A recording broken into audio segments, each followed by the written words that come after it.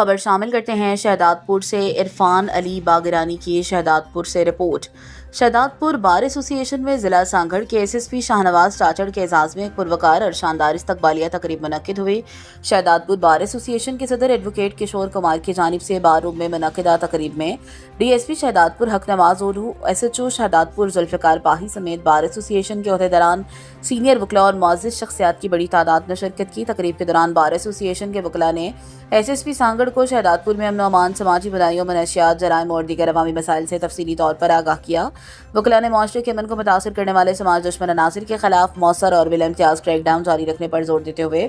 Police کے ساتھ ہر ممکن تعاون کی یقین دہانی کرائی۔ ایس ایس پی شاہنواز چاچڑ نے بار ایسوسی ایشن کی جانب سے پرتپاک استقبال پر شکریہ ادا کرتے ہوئے کہا، قانون کی بالادستی، شہریوں کے جان و مال کا تحفظ اور جرائم پیشہ عناصر کا خاتمہ پولیس کی اولین ترجیح ہے۔ انہوں نے یقین دلایا شہداد پور میں امن و امان کے قیام اور سماجی برائیوں کے خاتمے کے لیے مؤثر اقدامات جاری رکھے جائیں گے، جبکہ وکلاء برادری اور پولیس کے باہمی تعاون سے انصاف کی فراہمی اور پائیدار امن کو مزید مضبوط بنایا جائے گا۔